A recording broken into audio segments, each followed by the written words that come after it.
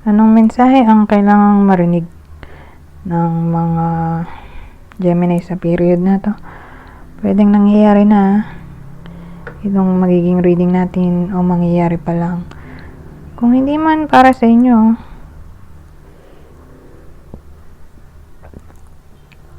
itong magiging reading natin, di baka para sa someone na malapit sa inyo o sa someone na kakilala nyo mismo. Baka may lumabas na gender mamaya, gawin nyo na lang energy, masculine at feminine energy. Pwede rin naman na huwag nyo nang pansinin ng gender. Hindi ko masasabi kung anong magiging reading, kung positive ba o negative, depende sa kung anong mapipick up kong energy. Walang masama kung papanoorin ng sun, moon at rising sign, kasi baka alinman sa mga yan ay mag-resonate na sa sitwasyon nyo.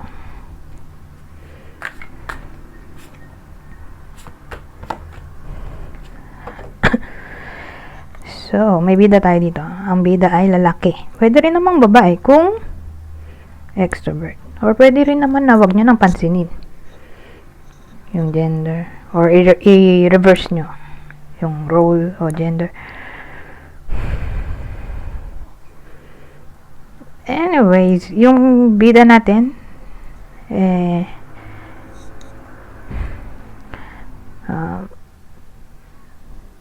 bukod sa lalaki na tao or babae, kung extrovert ay kasal. Kung di kasal, di tatay na.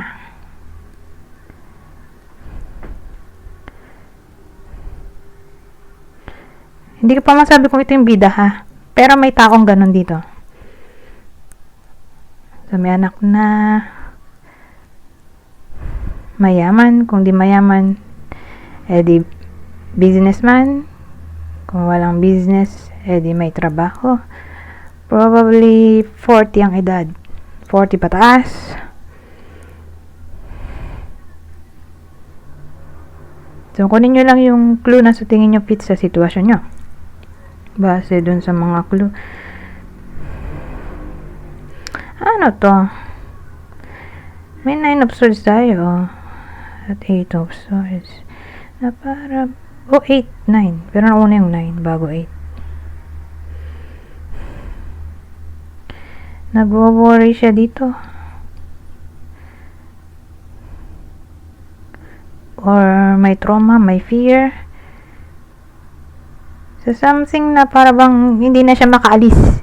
Kasi biruin mo, from 9 bumalik siya sa 8. Nalup siya sa ganong sitwasyon na pabalik-balik siya sa pessimism or sa ganong sitwasyon na hindi siya makaalis. Kaya siya natali dyan. Ano kaya yun? Parang feeling trap siya sa sitwasyon na ano kaya. Nyek-nyek. Ano kaya yun? 8 of swords. Just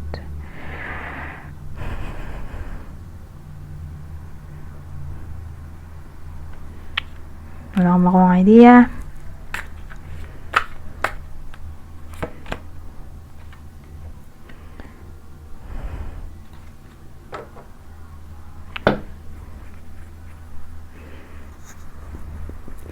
So ano yung 8 of swords natin? Kinlarify ng the star at 5 of pentacles. Teka, dagdagan pa rin natin.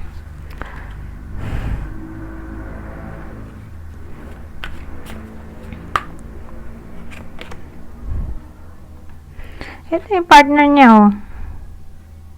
Twin of Pentacles. So, clarify natin yung 8 of Swords. Lumabas yung the Star. 5 of Pentacles, Queen of Pentacles.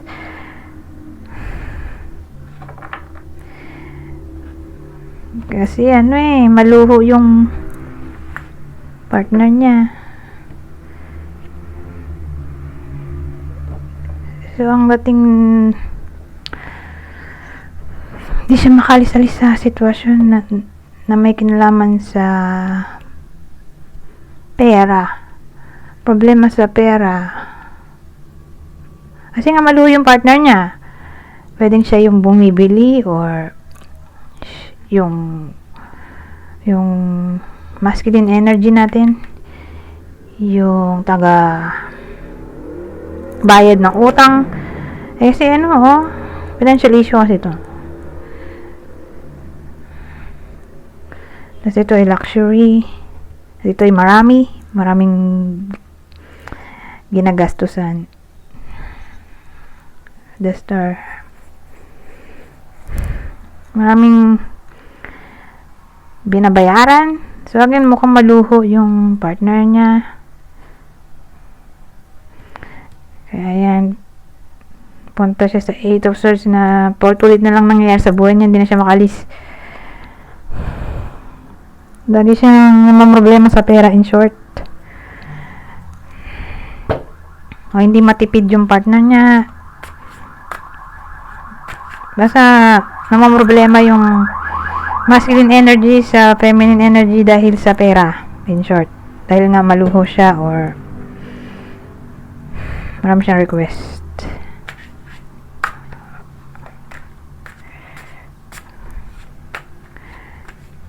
Ngayon, tingnan natin ibang detalye.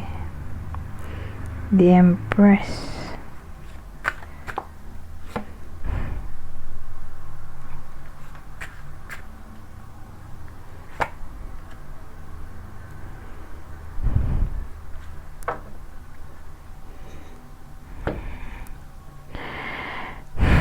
So, yung The Empress natin, kasunod niya ay 5 of Wands. Tapos, 5 of Wands, naging The Lovers. Kasi ito, luxury. Luxury rin naman to. So, sabihin natin mag-aaway sila. Dahil sa pera. Dahil nga maluho yung partner, yung babae, or feminine energy. So, dahil sa luho, nag-away, di ba? Or di sila nagkasundo, or for some reason kakaroon ng conflict dito or tension. Ngayon, nagkabati rin naman nandito yung The Lovers. Ito na yung future outcome. So, ibig sabihin, ano yung pwedeng mangyari after ng period na to. Okay? After ng period na to, onwards. Okay. Anong pwede pang mangyari? Kasi ito lang yung sasakupin ng period natin. Ito yung future. Pero at least nasa una to. Page of Swords.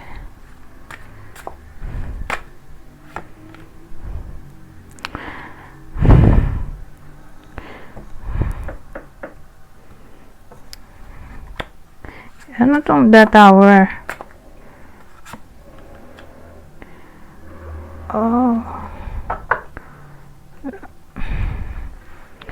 Malaki-laki ang chance na magkaaway na naman sila dito. Dito kasi yung 7 of Wands. Ngayon yung Page of Swords natin,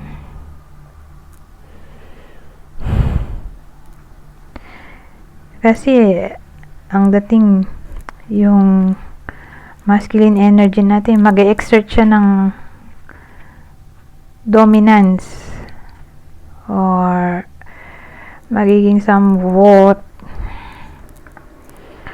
authoritative siya. Okay? So, ibig sabihin, pagsasabihan niya yung partner niya. Kasi, dito rin papasok yung constructive criticism. Ngayon, maiinis yung babae. Kaya, nagkaroon ng The Tower dito. Ito ay card ng disaster crisis. More like, makikipag-break yung babae sa kanya.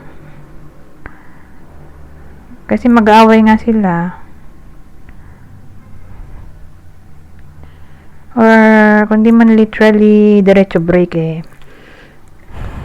lalayas yung babae or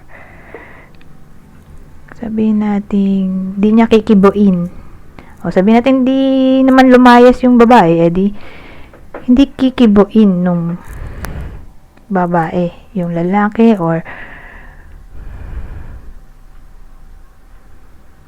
bukod sa hindi kikibuin, baka diretso black na to. So case to case basis, ha? Pero more like cold yung babae kasi dito, or rude, cruel. Queen of Swords.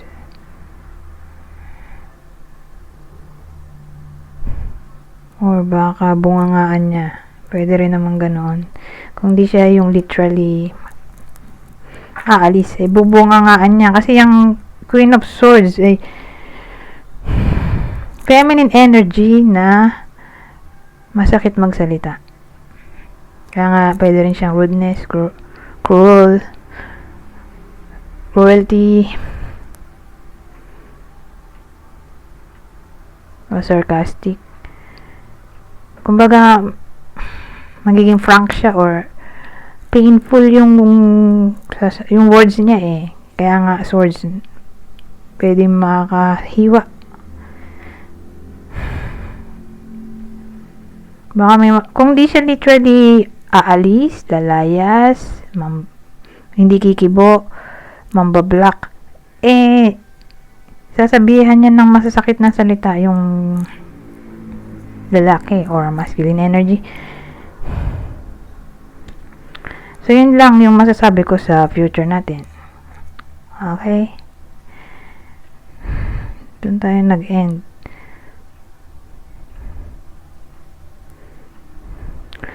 So, hindi ko na to ipagpapatuloy kasi pupunta na tayo sa clue. Pero who knows, baka naman makaayos pa, 'di ba? Hindi rin natin masabi. Pero sa ngayon, ito yung near future. Okay, so who knows, baka naman sa far future ay magkabati pa sila. Pero hindi ko na ipagpatuloy masyado ng mahaba yung reading natin. Mag-e-end na ako. May mga deck pa akong ilalabas baka may continuation doon. Pero sa ngayon, dito na tayo mag-e-end.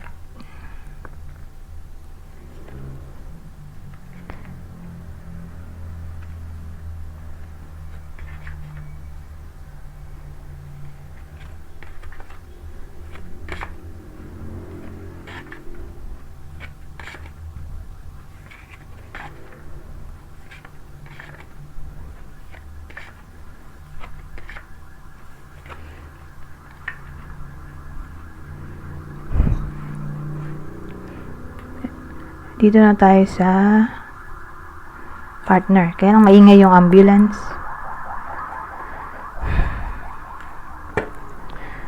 Ito yung possible partner ng Gemini sa reading na to.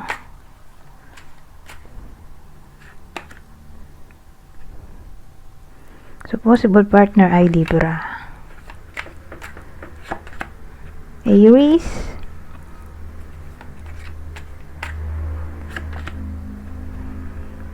ito kasi hindi ko naman tawag dito trine or not trine. Kaya lang walang lumabas na zodiac sign. Gawin na lang natin tong isa sa earth sign, Taurus, Virgo, Capricorn. So ulitin ko, Libra, Aries, isa sa earth sign, Taurus, Virgo, Capricorn. Alin man dyan yung maaring zodiac sign ng partner ng Gemini sa reading na to. Sabihin natin hindi para sa inyo yung reading di baka para sa someone na malapit sa inyo, kakilala o idol. Ito ang possible zodiac sa inyo, Cancer, Cancer ulit, Cancer. Ano ba ito? Tatlong Cancer. Cancer, Cancer, Cancer. Grabe ilang beses mo ba yan last sa purpose na Cancer? Baka meant to be. Pero yun yung tatlong Cancer yung lumabas. Baka sa kakilalaan yung Cancer talaga. Tatama yun. Puro Cancer meron pa palang clue so kung di man para sa inyo tong clue na lalabas mamaya di baka para sa person nyo, kakilala o idol, kunin nyo lang yung clue na sa tingin nyo ay fit sa sitwasyon nyo o sa kakilala nyo. So, may someone na magaling mag-makeup ng mata. Or kung di man marunong mag-makeup, baka inborn na yan, malaki mata niya. Or maganda. Malaki or maganda ang mata. Mapungay. Eto. Kulot. So, may someone na kulot ang buhok. Medium skin tone. Medium skin tone daw.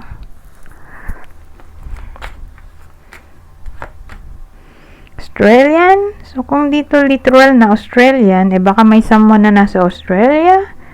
Ngayon, kung walang ganon, di foreigner. Baka may iba sa inyo na foreigner yung partner, regardless kung anong nationality. So, kung walang tao na nasa Australia, di nasa ibang bansa. May someone na nasa ibang bansa. Isip ko tuloy OFW. So, again, pwedeng may someone na nasa ibang bansa or papasok na to sa long distance relationship. Anyways,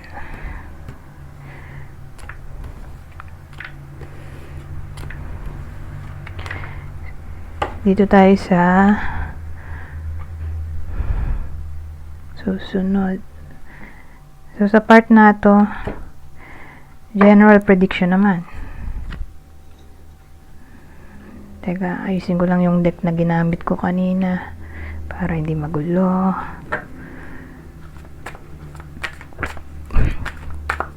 So, general prediction, ano pang masasabi dito? Manifest. Tell the universe exactly what you want. Love spell. Oh, you've been bewitched.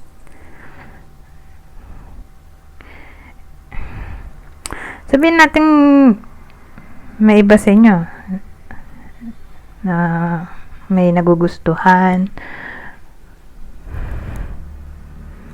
or sabihin natin gusto nila ng reconciliation. Kasi may love spell tayo na para bang yung love spell nila magiging effective kasi may manifest dito. Or sabihin natin para tumalab tong love spell para sa kung sino man nagugustuhan ng iba sa inyo. Tell the universe exactly what you want, sabihin lang daw sa universe kung ano bang eksaktong gusto nyong mangyari or eksaktong gusto nyo or magdasal siguro.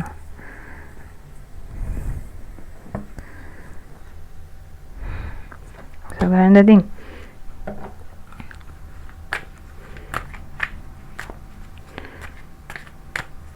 parang ang dating in order para makuha nyo yung taong nagugustuhan nyo,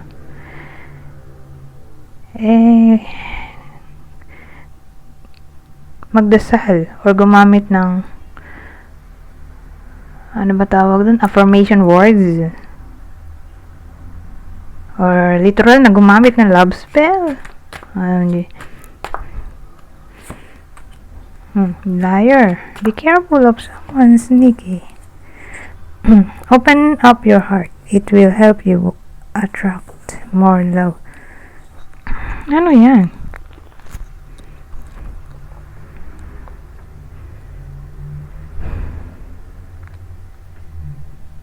Nako. Parang ang dating sa akin. Sa period na to, hindi ina-advise. Ang manifestation ng love, Kasi baka ma-attract ng iba sa inyo yung liar. Whether to yung ex nyo or someone nyo. Para to sa mga single na para bang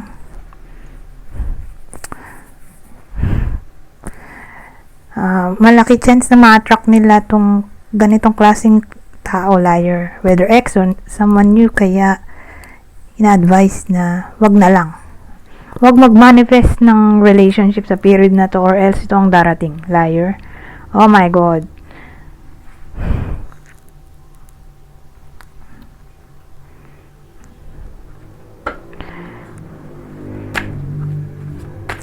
Ngayon, iba pang scenario dito. Fish.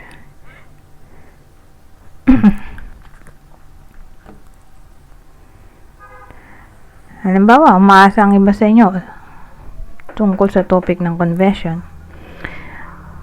Regardless kung ano man yan na may topic na confession. Mukhang teka, may ambulance. Pangalawang punta na nun. Pero magkaiba silang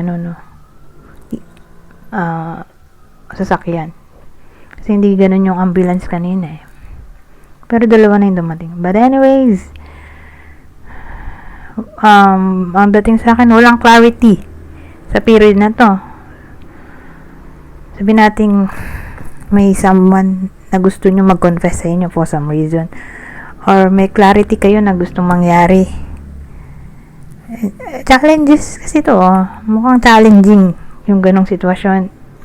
Malabo mangyari.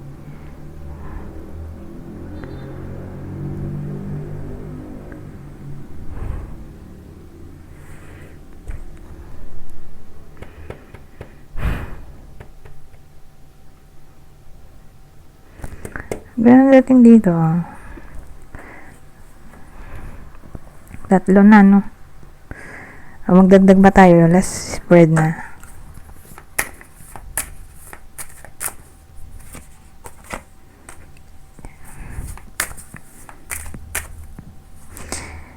Ay, Diyos ko po. Ang combination na to, tingnan nyo. Health issues could arise. Bakit? Karoon ng health issues ayon. Sumama ang loob dahil nagka third party. Someone is in the middle. Someone is trying to sabotage this. Sabagay, di naman porke tatlo third party agad na other lover. Maaring may someone na hindi kasama sa connection. Di tatama to sa magulang, kapatid, kaibigan na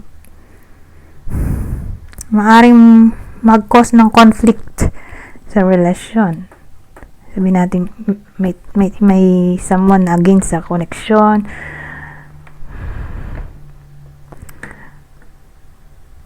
Kung bagay, yung conflict ay maaring mag-lead sa health issues dito. Kaya beware, kung di man to literal na someone else na other lover, ay may other person maliban sa other lover na yun nga, parents, sibling, friends, or kung sino man yan na maaring maging cause ng conflict. Kaya magkakaroon ng health issues yung iba sa inyo sa sama ng loob siguro. Beware. Dapat hindi ko na to inilagay pero baka meant to be talaga para sa iba sa inyo. So beware. Okay? For awareness.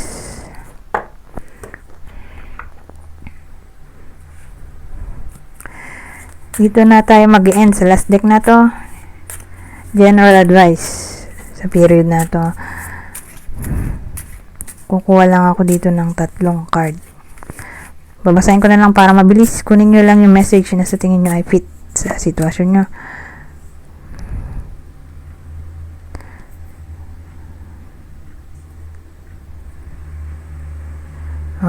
Sabi love o love sa British accent, love na lang. Love can conquer everything.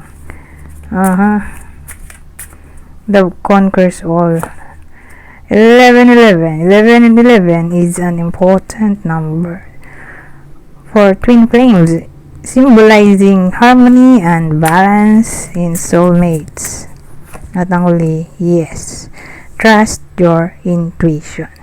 Anyways, hanggang dito na lang. Goodbye. Bona.